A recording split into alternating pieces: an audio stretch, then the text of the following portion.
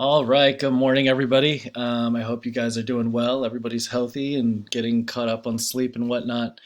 Hopefully, by this point, you've spent some time doing some thinking about this assignment, and most importantly, kind of the bigger question that I posed to you guys last week in terms of what legacy you want to leave behind to this strange senior year. And so, really, what we're trying to do for this week is to kind of get closer to um, what that legacy will look like, right, for this particular assignment. And so, I'm just going to kind of spend a few minutes walking you through this week. And all the resources are here on the slide deck, obviously.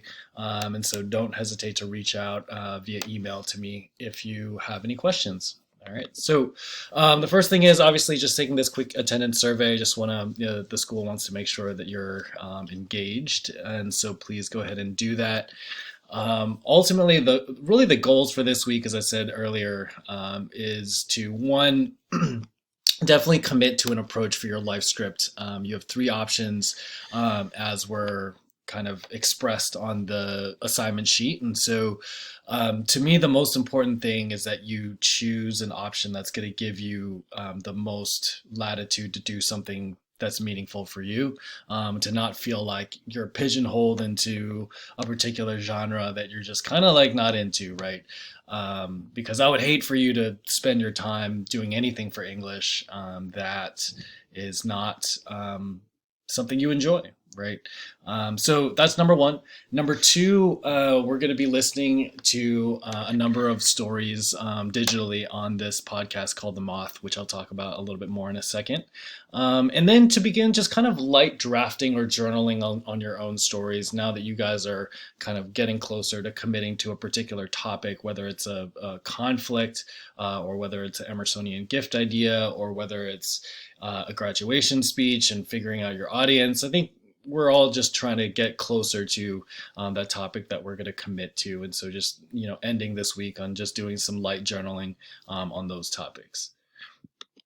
Okay, so what is The Moth? For those of you guys that are unaware, The Moth is a podcast that has been in existence for a long, long time. It was actually a radio program that started out um, not so long ago, and essentially what it is it's a collection of stories, some told by young people, some told by old people, some are told at like it's almost like they call it story slams. It's kind of like a poetry slam if you've ever been to a poetry slam, except obviously the genre is more focused on stories. And so, really, what it is an archive of just these amazing snapshots in people's lives. And so, what I'm going to ask us to do this week is to go onto the Moth website, which I provided the link here, and to listen to a few, but particularly I want everybody to listen to one as a class together. And so the directions are to go to this website, which kind of looks like this. All right. And there's a story library, and there's all sorts of stories that you can kind of search by topic. You can save it. You can read a little bit more about it. And I want us to kind of begin by searching up one in particular. And that one is called Sinead Burke, is the author's name. And so if you go ahead and search that on the search bar, it will take you to a page that looks like this, and it gives you kind of like a little snapshot biography of who this person is. And then you are going to be asked to, or I'm going to ask you to, take a listen to this one entitled Break a Leg.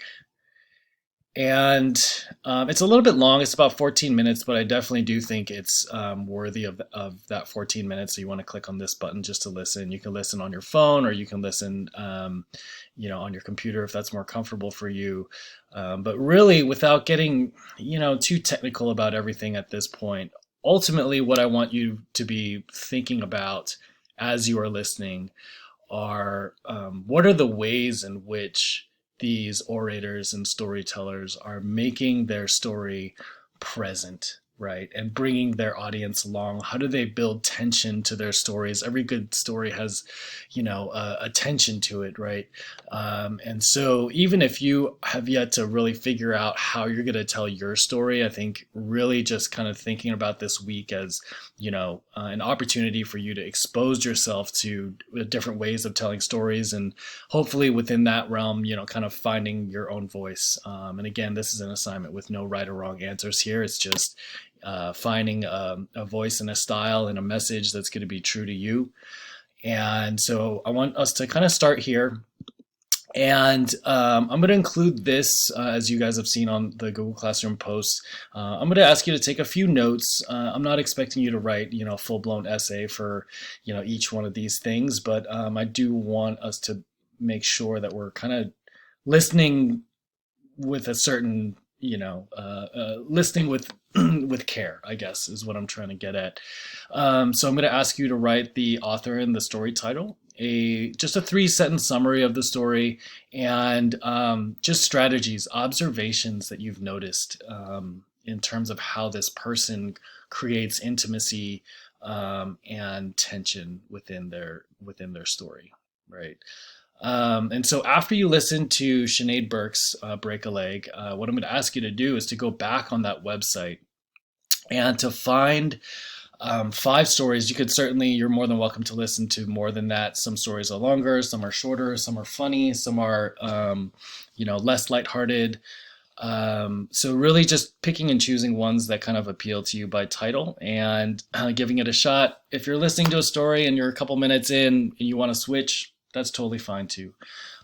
So in the same way, I'm going to ask you to write down the author and story title, a 3-sentence summary, as well as, kind of just making note of some of the strategies that you're seeing within that particular story as well. Okay. So this is kind of the main document that I'm going to be checking for at the end of the week on Friday. Again, you have the entire week to kind of figure out within your own schedule how and when you're going to accomplish this task. But again, on Friday, I'm going to be asking you to submit this document fully filled out on Turnitin.com.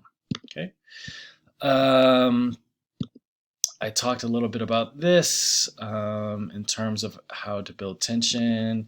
Oh, if you are pursuing the graduation speech option, which is totally fine, obviously it's a little bit different than, telling the conflict story or the moth stories. But if you've ever listened to graduation speeches, whether it's at Los Altos or another high school or, online somewhere, you'll notice that really the ones that are the most effective and interesting are the ones where people are able to make a very clear connection between a personal experience or set of personal experiences and this kind of universal message, which kind of sadly sounds a lot like the college college essay and this I believe, but there's a reason why these genres of writing exist, is because they're powerful and they allow people to really share parts of themselves that they wouldn't ordinarily share. And so I'm not requiring that you do this, but if you are going to choose that graduation speech option,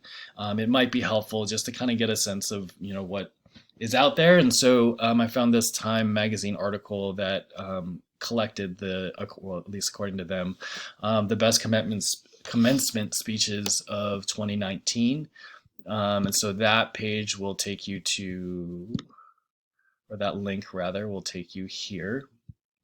And there's a whole host of, I think there's about 10 or 12, right? Ranging from Oprah to Kristen Bell, Ken Jeong. And so they're all available on YouTube, I believe, or video. If you just click this Colorado College thing, it should take you to that YouTube video. So certainly I just wanted to give you this as a resource for you if this is something that you're interested in pursuing. Again, if you're doing something outside of this option 4, which is kind of like the more open-ended version of the life script, definitely do send me an email and kind of let me in on what you're thinking. I'm going to be pretty flexible with this last assignment, guys. If you haven't already gleaned that, from my explanation of what the assignment purpose is to begin with, but I do want to make sure that I understand what everybody is intending to do. Okay. Um, let's go to the assignment page. Okay, so this is what's going to be due on Friday. So, number one, make a copy of the storytelling notes handout that I just went over to listen to 5 stories on the Moth website page, in addition to the Sinead Burke's Break a Leg that I talked about earlier. Definitely do take notes on the story you listen to, and then kind of just begin some light journaling on your life script topic, or your approach. Even if it's an Emersonian gift, it's really important that you get to the heart of why you're doing what you're doing. Um, and no matter what option you choose, they all have storytelling elements to them, obviously. And so, really making sure that you are honoring that purpose and story for you. Okay.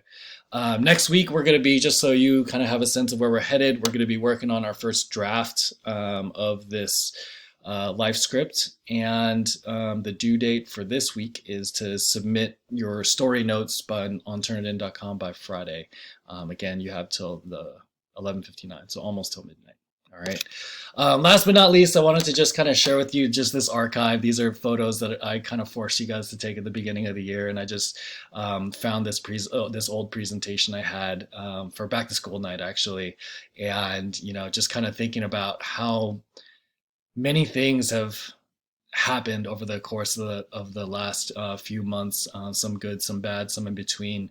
But what I do have to say is that this year in particular, I feel like, and I've told a handful of you guys this, but I wanted to make sure that everybody knew that I really do feel like with my English Lit senior classes, I was really gifted with just such an amazing, talented, positive group. And if I didn't get a chance to let you know in person or in class, as I was kind of reaming you guys about senior project deadlines and all of that stuff, and telling you guys you aren't special and asking for extensions, I just wanted to end by letting you guys know that I do find myself in an incredibly privileged and lucky position to have had the opportunity to be with you guys this year. And I'm supremely confident that wherever your life path takes you, whatever school, whatever situation your life ends up being next year, that you guys are going to have incredibly bright futures. All right. So don't hesitate to email me if you have any questions. And I'm still here. So have a good day.